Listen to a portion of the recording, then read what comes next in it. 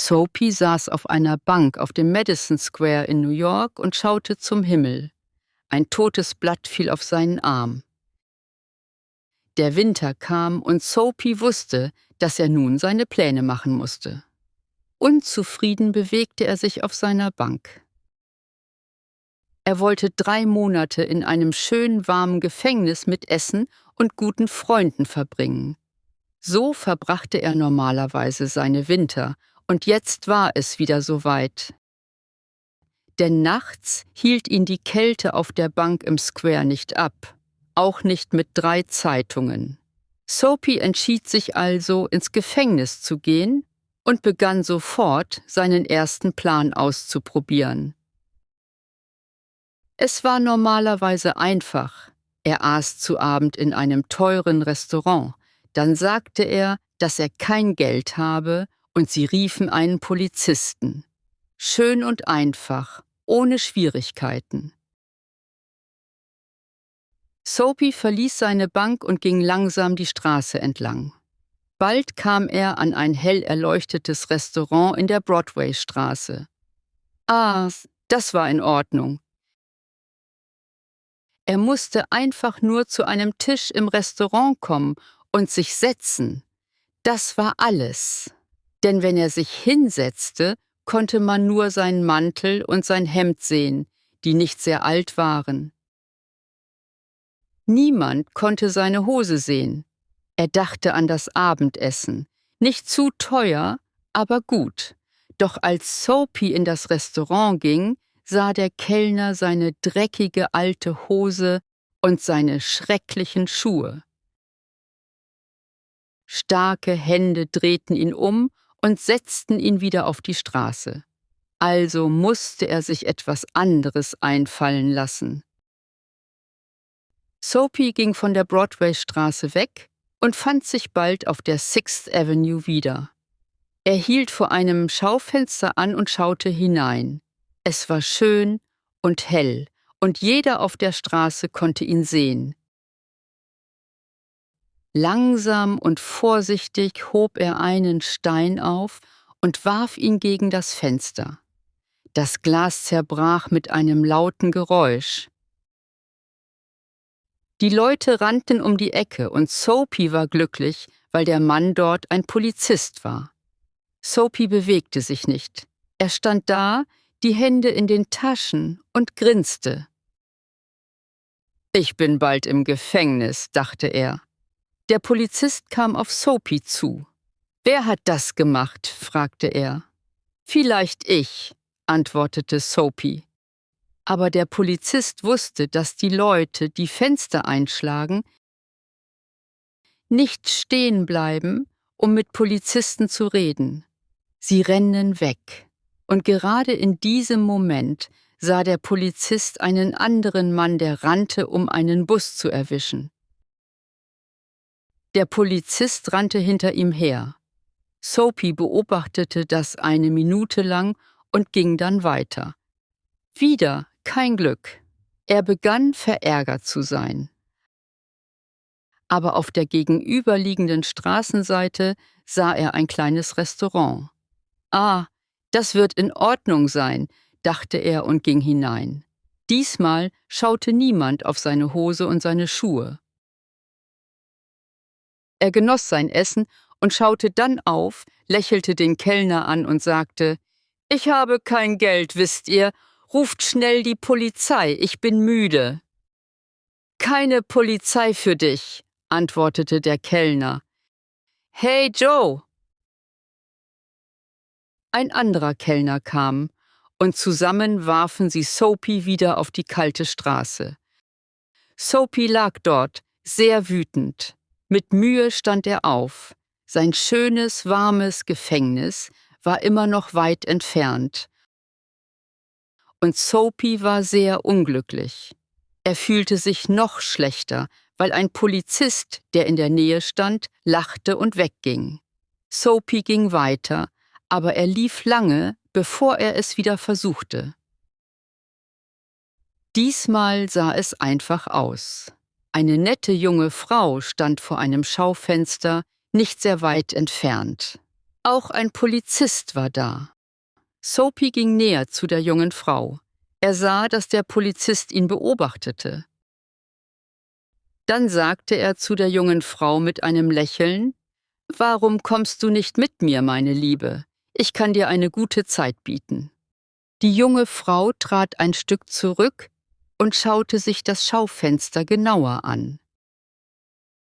Soapy schaute auf den Polizisten. Ja, er beobachtete ihn immer noch. Dann sprach er wieder zu der jungen Frau.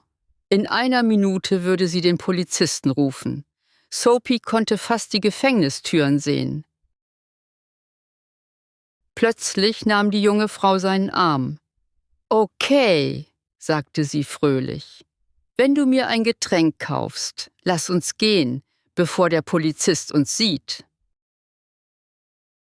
Und der arme Soapy ging mit der jungen Frau, die immer noch seinen Arm hielt. Er war sehr unglücklich. An der nächsten Ecke lief er von der Frau weg. Plötzlich hatte er Angst. »Ich werde nie ins Gefängnis kommen«, dachte er. Langsam ging er weiter und kam zu einer Straße mit vielen Theatern. Dort waren viele Leute, reiche Leute in ihren besten Kleidern. Soapy musste etwas tun, um ins Gefängnis zu kommen. Er wollte nicht noch eine Nacht auf seiner Bank im Madison Square verbringen. Was konnte er tun? Dann sah er einen Polizisten in seiner Nähe. Also begann er zu singen, zu schreien und viel Lärm zu machen. Diesmal mussten sie ihn ins Gefängnis schicken. Aber der Polizist drehte Soapy den Rücken zu und sagte zu einem Mann, der in der Nähe stand: »Er hat zu viel getrunken, aber er ist nicht gefährlich. Wir lassen ihn heute Nacht in Ruhe.« Was war nur mit der Polizei los? Soapy war jetzt wirklich unglücklich, aber er hörte auf, Lärm zu machen. Wie sollte er ins Gefängnis kommen? Der Wind war kalt und er zog seinen dünnen Mantel enger um sich. Doch gerade in diesem Moment sah er drinnen in einem Geschäft einen Mann mit einem teuren Regenschirm. Der Mann stellte den Regenschirm neben der Tür ab und holte eine Zigarette heraus. Soapy ging in das Geschäft, nahm den Regenschirm und begann langsam wegzugehen. Der Mann kam schnell hinter ihm her. »Das ist mein Regenschirm«, sagte er. »Oh, ist er das?«, antwortete Soapy. »Warum rufst du dann nicht die Polizei? Ich habe ihn genommen und du sagst, er gehört dir.« »Los, ruf die Polizei. Schau, da ist einer an der Ecke.« Der Regenschirmmann sah unglücklich aus. »Nun, du weißt, vielleicht habe ich einen Fehler gemacht. Ich habe ihn heute Morgen in einem Restaurant genommen. Wenn er dir gehört, tut es mir leid.« »Natürlich ist es mein Regenschirm«, sagte Soapy. Der Polizist schaute sie an und der Regenschirmmann ging weg. Der Polizist ging, um einem schönen jungen Mädchen zu helfen, die Straße zu überqueren. Soapy war jetzt wirklich wütend. Er warf den Regenschirm weg und sagte viele böse Dinge über Polizisten. Nur weil er ins Gefängnis wollte, wollten sie ihn nicht dorthin schicken. Er konnte nichts falsch machen. Er begann, zurück zum Madison Square zu gehen, zu seiner Bank. Aber an einer ruhigen Ecke stoppte Soapy plötzlich. Hier, mitten in der Stadt, war eine wunderschöne alte Kirche. Durch ein lila Fenster konnte er ein sanftes Licht sehen und süße Musik kam von innen. Der Mond stand hoch am Himmel und alles war ruhig. Für ein paar Sekunden war es wie eine Landkirche. Und Soapy erinnerte sich an andere, glücklichere Tage. Er dachte an die Tage, als er eine Mutter, Freunde und schöne Dinge in seinem Leben hatte. Dann dachte er an sein Leben jetzt. Die leeren Tage, die toten Pläne, und dann passierte etwas Wunderbares. Soapy entschied sich, sein Leben zu ändern und ein neuer Mensch zu werden. Morgen, sagte er sich, werde ich in die Stadt gehen und Arbeit finden. Mein Leben wird wieder gut sein. Ich werde wieder jemand Wichtiges sein. Alles wird anders. Aber Soapy fühlte eine Hand auf seinem Arm. Er sprang auf und schaute schnell zu der Person, die ihn ansprach. »Was machst du hier?« fragte der Polizist. »Nichts«, antwortete Soapy. »Dann komm mit mir«, sagte der Polizist.